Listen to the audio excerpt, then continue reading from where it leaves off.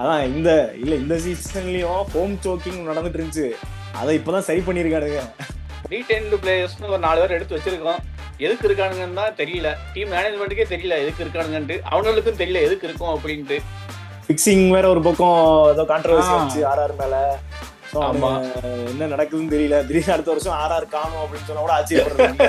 நான் வந்து பசங்கிட்ட எல்லாம் சொல்லிட்டு இருப்பேன், அவங்க எல்லாம் பேசுறப்பதான், டேய் மேட்ச் வர்ற அன்னைக்கு தான்டா டிப்ரெஷனுக்கே நான் போறேன், மேட்ச் இல்லாத அன்னைக்கு எல்லாம் நிம்மதியா இருக்கேன் நான். மேட்ச் அப்ப பாண்டிங்க சொல்லி ஒரு காலம் உடச்சு உள்ள அனுப்பி போட வச்சிருக்கேன் மேட்ச்ல.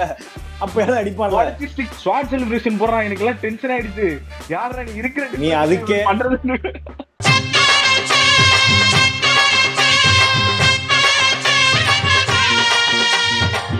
வணக்கம் மக்களே. ஐபிஎல் சீசன் செம்ம காம்படிட்டிவா போயிட்டு இருக்கு. ஆல்மோஸ்ட் பாதிகள் தாண்டியாச்சு. நம்ம 60% ஆஃப் தி மேட்சஸ் முடிஞ்சிருச்சு. என்ன நம்ம லாஸ்ட் டைம் பேசிட்டு இருந்தோம், எம்ஐ, சிஎஸ்கே, எஸ்ஆர்ஹெச்னு இந்த பிக் டீம்ஸ்லாம் கொஞ்சம் டேபிள் கீழே இருக்காங்க, இந்த பாதிக்கு அப்புறம் அப்படியே மேலே வருவாங்களா, ஏதாவது கம்பேக் இருக்குமா அப்படின்ட்டு. ஒரு டீம் செம்ம கம்பேக் கொடுத்து வேற மாதிரி போயிட்டு இருக்கானுங்க, டாப்புக்கே வந்துட்டானுங்க. இப்போ மித்த 2 டீம் எப்போ படுத்தானுங்களோ அதோட முடிஞ்சுது, இன்னும் எந்திரிக்கவே இல்லை, அப்படியே இருக்கானுங்க கீழே. அதுவும் எஸ்பெஷலி நம்ம மஞ்சள் படை அன்புடன் சோகத்தோட பாவமா இருக்கு. இல்ல நாங்க அவ்வளவுதான், அடுத்த சீசனுக்கு எப்படி பிளான் பண்ணலாம் அந்த மாதிரி போயிட்டு வராங்க. சீசனே நேர்ந்து விட்டீங்க. சீசனே சாமிக்கு விட்டோம், சீசனே சாமிக்கு விட்டோம். சரி நீ சொல்லு, உனக்கு எப்படி ஃபீல் ஆகுது ஒரு மேட்ச் பார்க்கும் போது? அப்படியே சோகம், அப்படியே சோகத்துக்கு மேல சோகம், சோகத்துக்கு மேல சோகம்னு போய்கிட்டே இருக்காது. எப்படி ஃபீல் பண்ற நீ? நான் வந்து பசங்கிட்ட எல்லாம் சொல்லிட்டு இருப்பேன், அவங்க எல்லாம் பேசுறப்பதான், டேய் மேட்ச் வர்ற அன்னைக்கு தான்டா டிப்ரெஷனுக்கே நான் போறேன், மேட்ச் இல்லாத அன்னைக்கு எல்லாம் நிம்மதியா இருக்கேன் நான். மேட்ச் என்னைக்கு வருதோ அன்னைக்கு ஃபுல் டிப்ரெஷனுக்கு போயிடுறேன். ஒவ்வொரு வாட்டியும் சரி கொஞ்சமாச்சு எதனா பண்ணுங்கடா, என்னடா பண்ணிருக்கீங்க அப்படின்ட்டு நானும் ஒவ்வொரு வாட்டியும் சரி கொஞ்சமாச்சு சரி இந்த மேட்சுக்கு எதனா மாத்துவானுங்க, இந்த மேட்சுக்கு எதனா மாத்துவானுங்கன்னு நானும் ஒவ்வொரு மேட்சும் பாத்துக்கிட்டு இருக்கேன். இவ்வளவு அடிபட்டு நம்ம ஃபுல்லா எல்லாரும் கழுவி ஊத்துனதுக்கு அப்புறம் அவனுங்க காதுல விழுந்து ஒரு 2 குட்டி பசங்களை உள்ள எடுத்து போட்டானுங்க ஒரு வழியா. அதுவும் அவனுங்க அடிக்கிற அந்த 60 ரன் தான் ஸ்கோர் வருது, இல்லன்னா அதுவும் வராது. ஆமா, உண்மையிலே பவர் பிளே எல்லாம் இப்பதான் பாக்குற மாதிரி இருக்கு. இந்த யங்ஸ்டர்ஸ் எல்லாம் உள்ள வந்ததுக்கு அப்புறம் தான் அடிக்கிறானுங்க, கொஞ்சம் இன்ட்ரெஸ்டிங்கா போகுது இப்பதான். சிஎஸ்கேக்கு இந்த சீசன்ல ஒரு பெரிய டிராபேக் என்னன்னா அந்த ஓவர்சீஸ் பொசிஷன் தான். அந்த 4 பேர் காம்பினேஷனே அவங்களுக்கு சரியா செட் ஆகல. அது வந்து ஃபர்ஸ்டே நமக்கு தெரிஞ்ச விஷயம் தான். ஆக்ஷன்லயே அவனுங்க எல்லாத்தையும் விட்டானுங்க. சும்மா சரி இருக்கிற ஒரு 4 பேர் வச்சு மேட்ச் ஒப்பேத்திடலாம், தோனி வச்சு பிசினஸ்க்கு தோனி ஃபேஸ் ஆடுறதுக்கு ஒரு 4 பேர் இருந்தா போதும், மத்தவங்க எல்லாம் வாட்டர் பாட்டில் தூக்க விட்டுறலாம்னு எக்ஸ்பெக்ட் பண்ணி வந்தானுங்க. இங்க சுச்சுவேஷனே வேற, கேம் நாளுக்கு நாள் இம்ப்ரூவ் ஆயிட்டே போயிட்டு இருக்கு. அதுல வந்து பாத்தீங்கன்னா எங்க வந்து அந்த ஒரு இம்ப்ரூவைசேஷன் இருக்கணும்ல. எப்பயுமே எவ்வளவு நாள் தான் அப்படியே வச்சு ஏமாத்திக்கிட்டு இருப்பானுங்க ரிட்டையர்டான பிளேயர்ஸ் வச்சு. இப்ப ஃபுல்லா மாட்டியாச்சு, அடி வாங்கிட்டு இருக்கோம், அவ்வளவுதான், வேற வழி இல்ல. அதாச்சும் என்னன்னா போன மேட்ச்லாம் செம்ம காமெடி. விஜயசங்கர் வெளியே போயிட்டாரு அப்படின்னாங்க. சரி ஓகே, இப்ப விஜயசங்கர் ரீப்ளேஸ் பண்ண யார் வராங்கன்னு பார்த்தா தீபக் கூட. டீமோட நிலைமை அப்படிதான் போய்கிட்டு இருக்கு இப்போ. இல்ல அவ்வளவுதான் ஆப்ஷன் இருக்கு. வேற இல்ல. இவனுக்கு கேட்ட எல்லா யங்ஸ்டர்ஸையும் கொண்டு வந்தாச்சு. அததானே சொல்லி நம்மளே அதானே கேட்டிருந்தோம். அன்ஷுல் கம்போஜ் கேட்டோம், இந்தா வச்சுக்கோ. அப்புறம் ஆயுஷ் மகேந்திர கேட்டோம், இந்தா வச்சுக்கோ. எல்லாத்தையும் இறக்கிட்டானுங்க. அதுக்கு மேல அவங்களுக்கு ஆப்ஷன் கிடையாது. ஒரு இப்ப சீனியர் பிளேயரா இப்ப திரிபாத்தியை ரீப்ளேஸ் பண்றதுக்கோ, விஜய் சங்கர் ரீப்ளேஸ் பண்றதுக்கோ யாருமே இல்ல. திருப்பி இந்த 3 பேரே சர்க்குலேஷன்ல விட்டு இவன் மூஞ்சி மறக்கிறப்ப ராகுல் திரிபாத்தி மூஞ்சி கொஞ்ச நாள் மறந்துட்டோம் எல்லாரும். இப்ப என்ன பண்ணுவானுங்க, டேய் உனக்கு கூட பிடிக்கலையா, இருப்பு திரிபாத்தியை கூட்டு வர அப்படின்னு திருப்பி திரிபாத்தியை கூட்டு வருவானுங்க. இவ்வளவுதான். இந்த சீசன் வந்து அவனுங்க என்ன பண்ணலாம்னா, இப்ப சொன்ன மாதிரி யங்ஸ்டர்ஸ் ஆல்ரெடி உள்ள எடுத்துட்டு வந்தாச்சு. அவங்களுக்கான கரெக்டான பொசிஷனை ஃபிக்ஸ் பண்ணி அவங்க எப்படி ஆடுறாங்க, வேற வேற இதுல எப்படி ஃபிக்ஸ் ஆகுது அப்படின்னு சொல்லி அதை மட்டுமாவது இவங்க சரி பண்ணலாம். அவ்வளவுதான். இப்ப அதை தாண்டி இவங்களால எதுவுமே பண்ண முடியாது இந்த சீசனு. அது இல்லாம நீ மேட்ச் ஃபுல்லா பார்த்தேன்னு வச்சுக்கேன், அந்த புதுசா வந்தவங்க தான் அடிக்கிறானுங்க, மத்தவனுங்க எல்லாம் நான் ஜடேஜா பண்ணாம பாரு ஸ்வாட் செலிப்ரேஷன் தேவையான அவனுக்கு. அந்த ஒரு ஸ்ட்ரைக் ரேட்ல ஒரு கேம் ஆடிட்டு மனு கூச்சமே இருக்காதுடா அவனுக்கு எல்லாம், கடுப்பாயிட்டு இருக்கலாம். சரி ஏதோ தட்டி ஆடுறேன், ஆடின உனக்கே தெரியணும்ல உன் லெவல் எந்த லெவலுக்கு ஆடி இருக்க, கேம் எப்படி போயிட்டு இருக்கு, நீ எப்படி பெர்ஃபார்ம் பண்றன்ட்டு. ஸ்வாட் செலிப்ரேஷன் போடுறான், எனக்கு எல்லாம் டென்ஷன் ஆயிடுச்சு. யாரா நீ இருக்கிற நீ பண்றது அதுக்கே அப்படின்றிய. நம்ம சிக்ஸர் தூபே முடிச்சுட்டு எல்லாரும் செஞ்சுரி போட்டு கேம் வின் பண்ணா ஒரு மாதிரி காட்டிட்டு போவாங்கல்ல, அந்த மாதிரி போறாங்க வெளியே ஜாலியா. இது எல்லாமே ஒரே இன்னிங்ஸ்ல நடக்குது, எவ்வளவு டிப்ரெஷனா இருக்கும் பாரு எல்லாருக்கும். சிஎஸ்கே ஃபேன் இப்படி ரொம்ப புலம்பி இந்த சீசன் தான் நான் பாக்குறேன். ஃபர்ஸ்ட் வீடியோலயே நான் சொன்னேன் இன்னும் செருப்படி வாங்கணும் அவனுங்க அப்படின்ட்டு. அதெல்லாம் பார்க்க முடியல. ஒரு அடி டிப்ரெஷன் ஆகுது. மேட்ச் வருதுனாவே ஐயோ மேட்ச் டேவா, இன்னைக்கு எப்படி அசிங்கப்பட போறானுங்களோ, எந்த விதத்துல அசிங்கப்படுவானுங்க, அந்த மாதிரி போயிட்டு இருக்கு. அதான் எனக்கு வந்து ஒரு தோனி ஃபேனா நான் வந்து சரி அட்லீஸ்ட் தோனியோட கேப்டன்சி அதுல இருக்கிற ரிசோர்ஸ் வச்சு அவர் எப்படியும் மேனேஜ் பண்ணிட்டு இருப்பாரு. இப்படிதான் பண்ணிட்டு இருந்தாரு பல வருஷமா. இந்த வாட்டி அவர் ரிசோர்ஸ் வச்சு மேனேஜ் பண்ற கூட அவரும் ஏதாவது மிஸ்டேக்ஸ் பண்றாரு. ஒரு மாதிரி அந்த டீமே ஒரு மைண்ட்லெஸ்ஸா ஆன மாதிரி இருக்கு. எல்லா டிபார்ட்மெண்ட்லயுமே ஃபீல்டிங்கும் மோசமா தான் இருந்துச்சு. இப்பதான் ஏதோ கொஞ்சம் பரவாயில்ல, எதுவும் பெரிய டிராப்லாம் இல்ல. மத்தபடி எல்லா டிபார்ட்மெண்ட்லயும் மிஸ்டேக்ஸ் இருக்கு, கேப்டன்சிலயும் மிஸ்டேக்ஸ் இருக்கு கண்டிப்பா. எனக்கு ஜாலியா தான் பாருங்க இருக்கும். மத்தவங்களுக்கு உனக்கு என்னப்பா என்ன எங்களை கலாய்ச்சிக்கிட்டு இருக்கீங்க? கேகேஆர் டிஷர்ட் போட்டு நீங்க வாங்க இந்த பக்கம். ஆமா உங்க நிலைமை ஒன்னும் சொல்ற மாதிரி இல்ல. நாங்க இப்போதைக்கு டிஃபெண்டிங் சாம்பியன் ஒரு டைட்டிலோட இருக்கோம். நாங்க அத ஒண்ண வச்சு சமாளிக்க முடியாது. இந்த சீசன் என்ன நடந்துட்டு இருக்கு அத பேசு. இப்ப 5 கப் வாங்கின எங்களே தூக்கி போட்டு வீசிக்கிட்டு இருக்காங்க டிஃபெண்டிங் சாம்பியன். ஒண்ணும் இல்ல, டீடைன்டு பிளேயர்ஸ்னு ஒரு 4 பேர் எடுத்து வச்சிருக்கோம். எதுக்கு இருக்கானுங்கன்னு தான் தெரியல. டீம் மேனேஜ்மெண்ட்டுக்கே தெரியல எதுக்கு இருக்கானுங்கன்ட்டு. அவனுங்களுக்கும் தெரியல எதுக்கு இருக்கும் அப்படின்ட்டு. சும்மா வரானுங்க பிக்னிக் வர மாதிரி. பேட்டிங்கும் ஒழுங்கா விளையாட மாட்டேங்கிறானுங்க. வெங்கடேஷ் ஐயர்லாம் 22 கோடி கொடுத்து எடுத்தானுங்க. என்ன பண்றாருன்னு தெரியல. இதுல ஒரு வைஸ் கேப்டனா வேற இருக்கிறாரு, பட்டிங் கேப்டன் அப்படின்னு வேற சொல்லிக்கிட்டு இருக்கிறானுங்க அவரை. எனக்கு சீசன் ஸ்டார்டிங்ல வந்து எப்படி இருந்துச்சுன்னா, பெரிய டீம் ஒரு 2 மேட்ச் பார்த்துட்டு வேற லெவலா உள்ள வந்து பெருசா பெர்ஃபார்மன்ஸ் பண்ண எனக்கு இப்ப வரையுமே அப்படிதான் பாக்குறப்ப தெரியுது. டேபிள்ல பார்த்து கீழே இருக்காங்க, என்னடா எங்களுக்கு பக்கம் இருக்கீங்க அப்படின்னு இருக்கு. பாக்குறப்பெல்லாம் நல்லா பெர்ஃபார்ம் பண்ற மாதிரி இருந்துச்சேடா அப்படின்னு. எல்லாம் டீக்காக எல்லாம் ஸ்கேம் பண்ண ஆரம்பிச்சிட்டானுங்க. அவ்வளவுதான். ஒரு மேட்ச் அடிச்சோமா அதோட ஏமாத்த ஆரம்பிச்சிட்டானுங்க அப்படியே. எல்லாத்தையோட ஒரு சர்ப்ரைஸ் என்ன அப்படின்னா, அந்த டீம்லயே கன்சிஸ்டன்டா பெர்ஃபார்ம் பண்ற ஒரே ஆளு ரஹானே மட்டும்தான். ஆனா அவர் வந்து ஒரு ப்ராப்பர் T20 பேட்ஸ்மேன் கிடையாது. அவரால் அவ்வளவுதான் பண்ண முடியும். இல்ல அதான் அவர் அந்த மாதிரிதான் இருக்கு. டாப் ஆர்டர்ல இப்ப நீ சொன்ன மாதிரி நரேன் டீகாக்கு ஏன்னா 2 பேருக்கும் கிளிக் ஆகுறது நம்ம எதிர்பார்க்கவே இல்லை, பண்ண போறதும் இல்ல. யாராவது ஒருத்தராவது போடணும். இப்போ 2 பேருமே அவுட் ஆயிடுறாங்க. சோ ரஹானேக்கு அங்கேயே பிரஷர் ஆரம்பிச்சிருது. அவர் மிஞ்சி போனா என்ன பண்ண முடியும்? ஒரு 10 ஓவர்ஸ் வரைக்கும் ஒரு நல்ல ஸ்கோர் அந்த பவர் பிளே எல்லாம் யூஸ் பண்ணி கொண்டு வர முடியும். அதுக்கப்புறம் கேரி பண்றதுக்கு வெங்கடேஷ் ஐயர் இருக்காங்க, ரிங்கு சிங், ரசல், இத்தனை பேரை வச்சுட்டு உனக்கு பெரிய ஸ்கோர் அடிக்காது. ஆச்சரியமா தான் இருக்கு.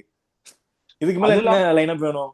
ஆர்டர் வந்து கேவலமா இறக்கி விடுறானுங்க. அங்கிரிஷ் ரகுவன்சி எல்லாம் எதுக்கு ரொம்ப கீழே இறக்கி விட்டு அவன் கேம் பொசிஷனே இல்ல. ஏன்னா அவன் இப்பதானே வரான், அதுக்குள்ள அவனுக்கு ஃபீல்டிங் அந்த கேம் பொசிஷனே சேஞ்ச் பண்ணிடுறானுங்களா பேட்டிங்ல. அவனுக்கும் பேட்டிங் மறந்துட்டு 7th டவுன் இறங்கிட்டு இருக்கான்.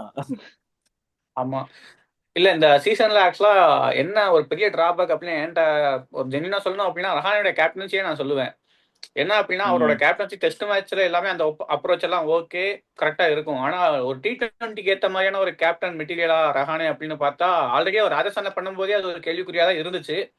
சரி ஓகே அதெல்லாம் ஒரு லெசன்ஸா எடுத்துட்டு இதுல கொஞ்சம் கவர் பண்ணிட்டு கரெக்ட் பண்ணுவாருன்னு பார்த்தா இல்ல, இதுலயும் அதே மிஸ்டேக்ஸ் தான் பண்ணிட்டு இருக்காரு. இந்த பவுலிங் ரொட்டேஷனா இருக்கட்டும், இந்த பேட்டிங் ஆர்டர் அனுப்புறதா இருக்கட்டும், அந்த பேட்டிங் ஆர்டர் யாரோட டெசிஷன் ஃபுல்லா அப்படின்றது நமக்கு தெரியல. பட் ஸ்டில் வந்துட்டு கேப்டனோட ஹோல்டு கண்டிப்பா இருக்கும். ஸோ இந்த மாதிரி இடத்துலலாம் வந்துட்டு அவர் இன்னும் இம்ப்ரூவ் ஆகல கேப்டன்சில T20 ஃபார்மேட்டுக்கு அப்படின்னு தான் தோணுது.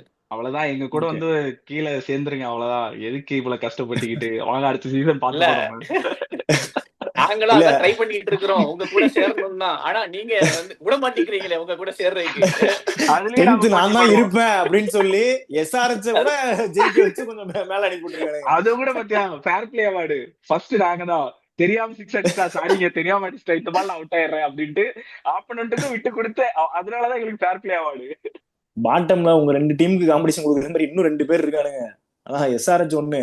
அவன் நம்ம ஏற்கனவே நம்ம பல வீடியோல கழுவிட்டு தான் இருக்கோம். நம்ம என்ன எக்ஸ்பெக்ட் பண்ணமோ அதுக்கு அப்படியே ஆப்போசிட்டா லோ ஸ்கோரிங் ஃபுல்லா அவனுங்க தான் பண்ணிட்டு இருக்கானுங்க. இப்ப 300 350 எல்லாம் பேசி அவனுங்கள 150 110 இப்படிதான் போயிட்டு இருக்கு அவனுங்க லெவலு.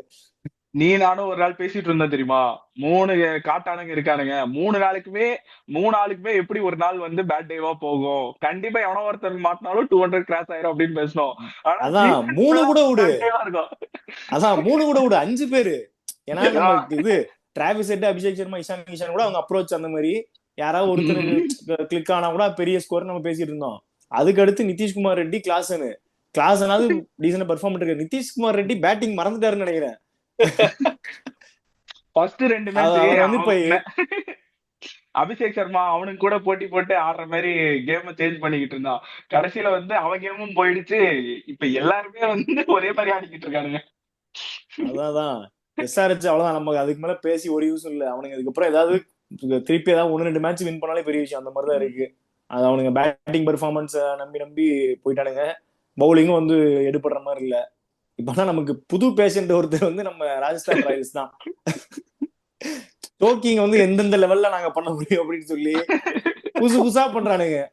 கையில இருக்க மேட்ச் எல்லாம் தூக்கி கொடுத்துட்டு. இல்ல அதுல செம்ம காமெடியான மேட்ச் என்னன்னா, டெல்லி கூட நடந்த மேட்ச் தான். கடைசி ஓவர் 9 ரன் தேவை, ஸ்டாருக்கு போடுறாரு. இந்த ஹெட்மேயர் வந்துட்டு என்ன பண்றாருன்னு தான் எனக்கு தெரியல. ரன்னை மட்டும் குடு குடுன்னு ஓடுறாரு. ஆப்போசிட்ல இருக்கிறவன் வந்துட்டு ஓ ஸ்பீடு ஓட முடியுமா என்னன்னு பாக்கணும் வச்சுட்டு தேவையில்லாம ஓடி அவங்களே ரன் அவுட் பண்ணி விட்டு சூப்பர் ஓவர்ல 2 விக்கெட் தான் சூப்பர் ஓவர்ல 2யுமே அவர் ரன் அவுட் வேற பண்ணி விட்டாரு. அதான் அப்படி நீ choke சொன்ன மாதிரி பண்ணாருங்க. மேட்சோட ஃபைனல் ஓவர்லயே ஹெட்மேர் கொஞ்சம் திணற மாதிரி தான் இருந்துச்சு. சூப்பர் ஆமா ஓவர்ல அதுதான் எனக்கு வேற தோணுச்சு. யாரையாவது நல்லா ஹிட்டிங்ல இருந்த ஜெய்ஸ்வால் இந்த மாதிரி யாரையா இறக்கி விட்டுருக்கணும். அதே ஹெட்மேர் இறக்கி கூட இவரு ரியான் பராக் வேற போறாரு. ஏதோ பெரிய கான்பிடண்டா இறங்குறாரு அவரும்.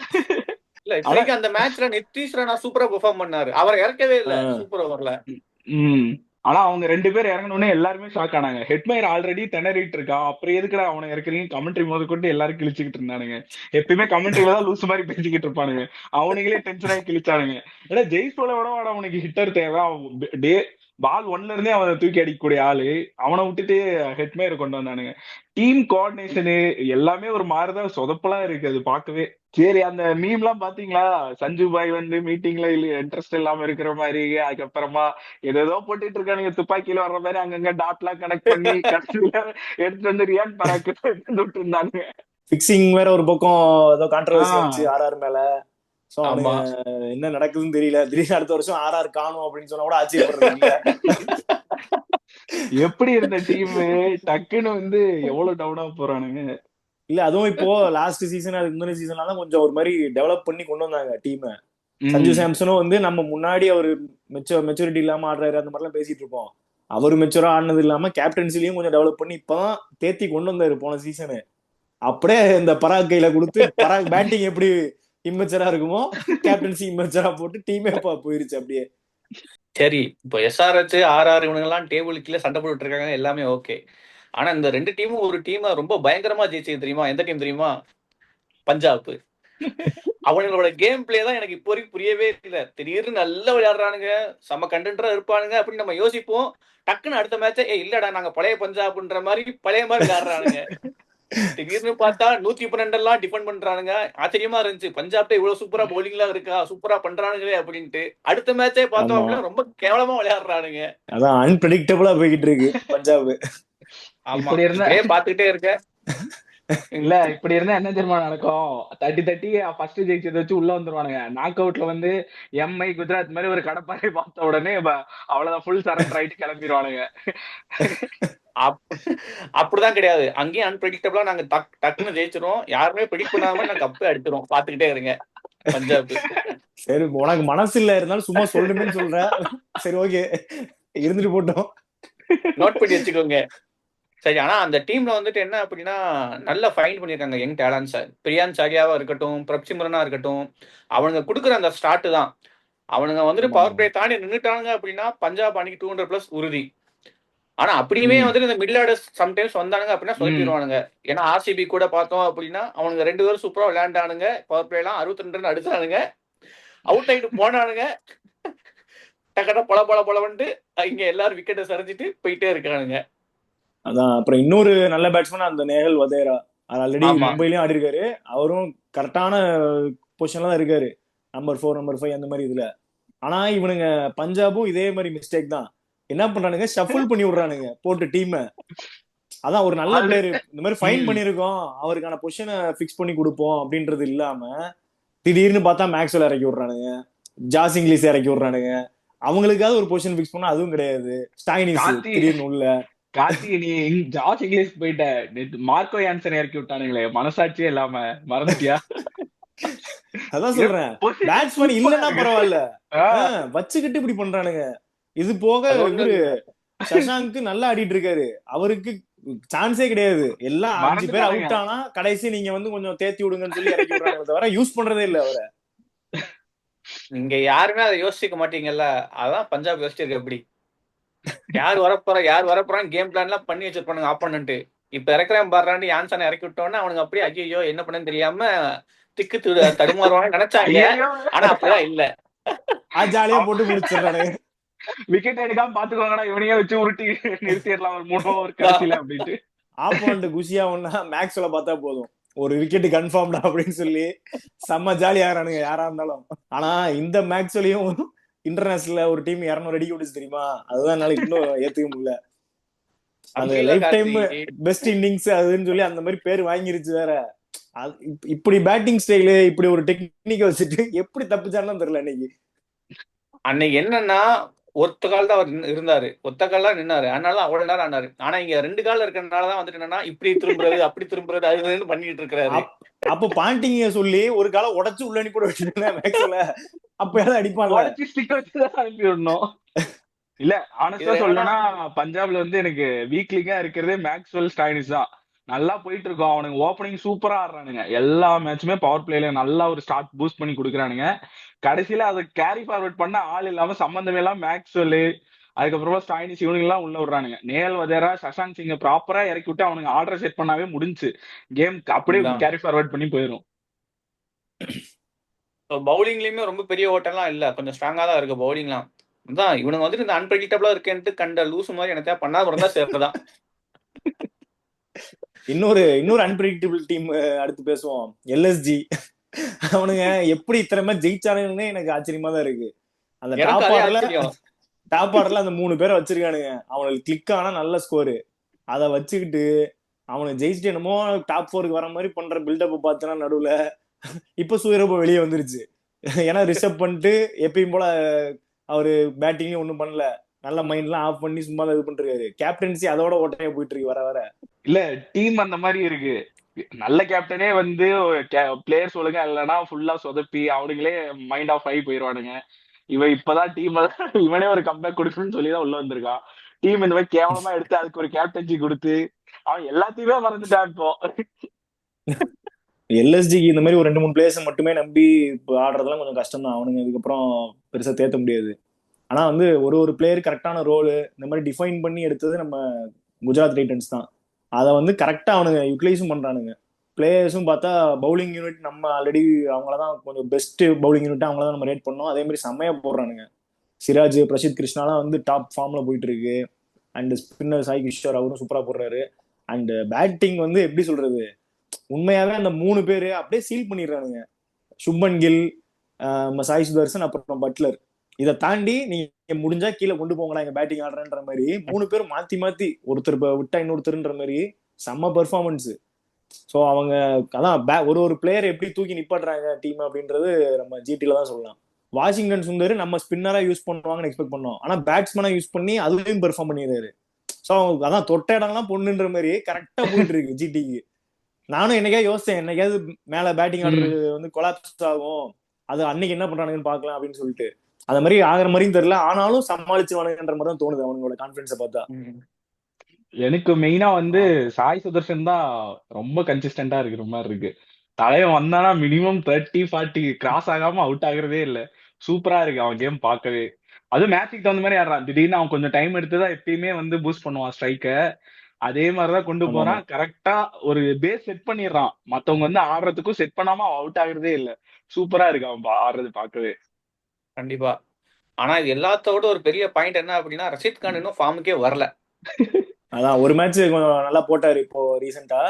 அண்ட் அதான் அவரும் பேட்டிங் ஆட முடியும், இன்னும் அவருக்கும் வேலை வரல. அதான் சொல்றேன், அவங்க டீம் வந்து எப்படி சுச்சுவேஷன் கொடுத்தா கூட சமாளிச்சலான்ற மாதிரி ரெடியா தான் இருக்காங்க, பாத்துக்கலாம் அப்படின்னு சொல்லிட்டு. ஸோ இப்போ குஜராத்ல எப்படி வெல் டிஃபைன்டு ரோல்ஸ் எல்லாரும் கொடுத்துருக்காங்க, அந்த ரோலுக்கு ஏத்தாப்புல எல்லாரும் விளையாடுறாங்களோ, ஸோ அவங்களுக்கு அடுத்தபடியா பார்த்தோம் அப்படின்னா டிசி. ஸோ அவங்களுக்கும் பார்த்தோம் அப்படின்னா அந்த பிளேயர்ஸ்க்கு எல்லாருமே டிஃபைன்ட் ரோல்ஸ் கொடுத்து வச்சிருக்காங்க. அதுக்கு ஏத்தாப்புல அந்த பிளேயர்ஸை எடுத்துக்கிட்டு போறாங்க அந்த கேமை.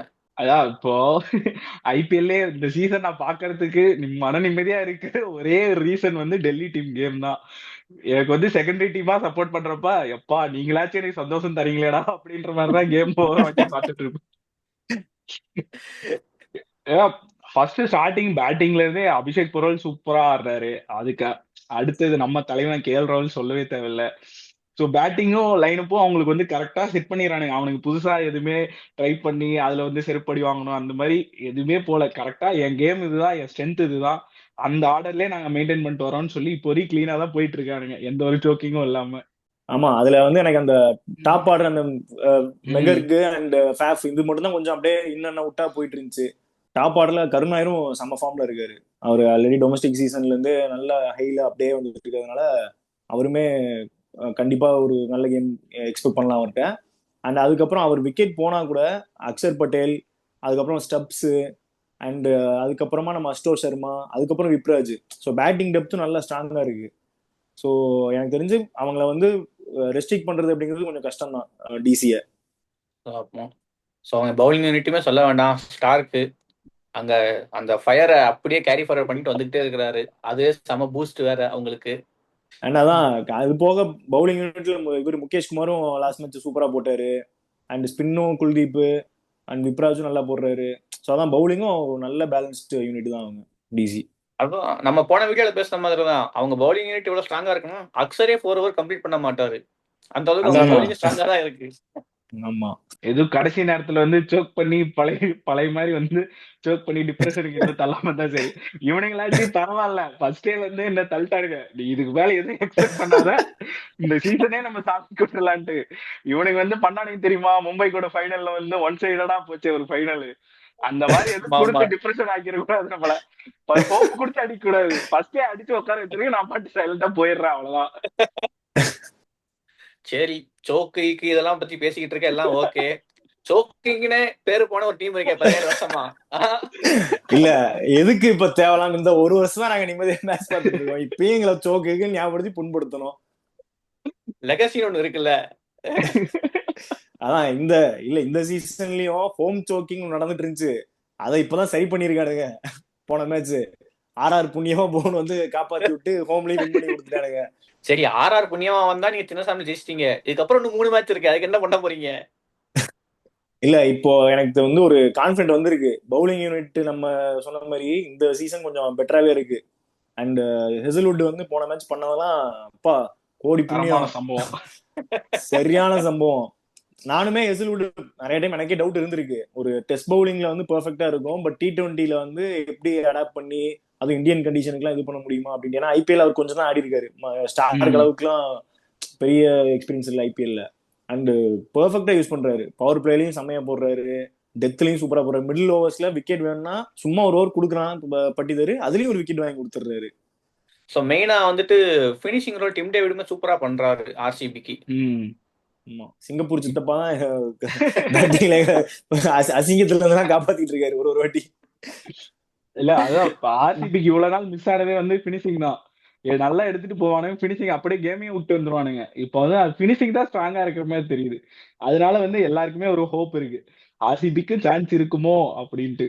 இந்த சீசன் அதான் ஒரு பக்கம் இவ்வளவு ஒரு சந்தோஷம், இந்த மாதிரி நல்லா போயிட்டு இருக்கு, பிளே ஆஃப் எப்படியும் ஒரு பிளே சீல் பண்ணிடுவானுங்க, ஸோ கப்பை வந்து நினைச்சு பார்க்கலாம் அப்படின்னு நினைக்கும் போது குறுக்க கடப்பாறையோட வந்து நிக்கிறானுங்க ஒரு டீம்.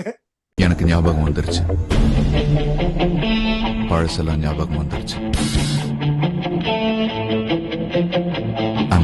எப்படின்னா இப்ப ஆல்ரெடி இப்ப டிசிக்கு நீ பயந்துட்டு இருக்கல, பிளே ஆஃப்க்கு வந்துருவானுங்க எப்படியும் நல்லாதான் இருக்கு டீம், ஆனா கப்பு எப்படி அப்படின்னு சொல்லிட்டு யோசிச்சிருந்தல. இந்த மாதிரி டிசி அண்ட் பஞ்சாபும் கொஞ்சம் நல்லா வந்துருந்தோம், சரி இவனுங்க எல்லாம் தான் வரானுங்க அடிச்சு நம்ம கப்பு தூக்கிடலாம் அப்படின்னு வாரிசுலாம் சுத்த ஆட்டையை போடலாம் நினைச்சிட்டு இருக்கும் போது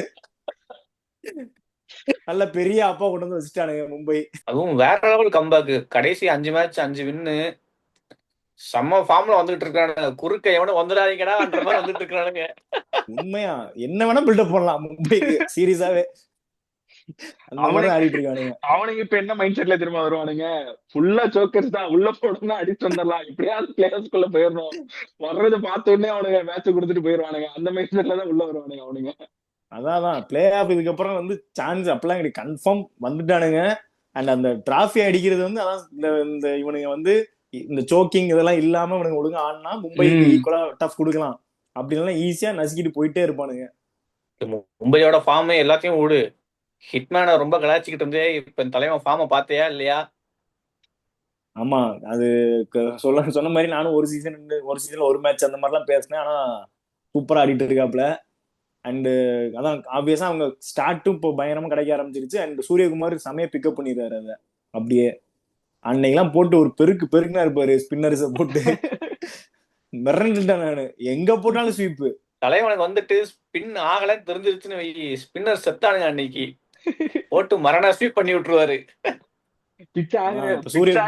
எழுந்தாதான் நான் பால் நீ விடு இது பண்ணுவேன், நான் அங்கேயே பெருக்கிறேன் அப்படின்ட்டு ஒரே பெருக்கு.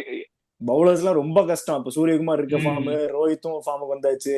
அண்ட் ரிக்கல்டனும் கொஞ்சம் கொஞ்சமா இந்தியன் பிட்ச் இப்போ அப்படியே இதுக்கு இப்போ டெவலப் பண்ணிட்டாரு பேட்டிங்க. திலக் வர்மா, ஹர்திக் பாண்டியாக்கெல்லாம் வேலை இல்லாம போச்சு. பவுலிங்குமே அதான் சொல்ல வேண்டாம், போல்ட் சஹர் பவர் பிளேல செமையா போடுறானுங்க. அது போக இப்போ பும்ரா வர நல்ல ஃபார்முக்கே வந்துட்டாரு. லாஸ்ட் மேட்ச்லாம் 4 எடுத்துருக்காரு இப்போ. சோ ஆப்வியஸா நல்ல ஃபார்ம்ல இருக்காருன்னு தெரியுது இப்போ. அதான் பழைய பும்ரா வந்தாச்சு. அவருக்குலாம் என்ன ஒரு மேட்ச் தேவை, பழையதை ஞாபகப்படுத்துறதுக்கு அதை எடுத்துக்கிட்டாரு. ஆனா அந்த இன்ஜுரி கன்சர்ன்லாம் இப்ப எதுவுமே இல்ல. இனிமே அவ்வளவுதான், ஏறி மிதிச்சு போயிட்டே இருப்பாப்புல ஆளு. சோ நம்ம வந்துட்டு என்ன ப்ரே பண்ணோம் அப்படின்னா, இதுக்கப்புறம் ஏதாச்சும் ஒரு மிராக்கிள் நடந்தா அவங்க பிளே ஆஃப் வரக்கூடாதுன்னா நம்ம ப்ரே பண்ணணும். அப்படியே வந்தாலும் அவங்க தோத்துடணும், ஃபைனலுக்கு போக கூடாதுன்னு நம்ம ப்ரே பண்ணணும். பிளே ஆஃப் வரக்கூடாதுன்னா அதெல்லாம் நம்பிக்கையே போயிருச்சு. கன்ஃபார்ம் உள்ள வந்து ஒரு இது இருக்கு. அண்ட் அதான் ஃபைனல்ஸ்ல அவங்கள மீற அளவுக்கு மற்ற டீம் பெர்ஃபார்ம் பண்ணி வின் பண்ணணும். அந்த மாதிரி புதுசா கப் அடிக்கிறவங்களோ இல்ல ஜிடியே நல்ல ஸ்ட்ராங்கா தான் இருக்கு. ஸோ ஜிடி மும்பையை தாண்டி மற்ற டீம்ஸ் எப்படி இது பண்ண போறாங்க அப்படிங்கறதா இனிமே நம்ம பார்க்கணும். அவங்கள அடிக்கணும் அப்படின்னா பஞ்சாப் தான் வரணும். சரி, முடிக்கிறப்போ ஒரு ஜோக்கு, நல்ல ஜோக்.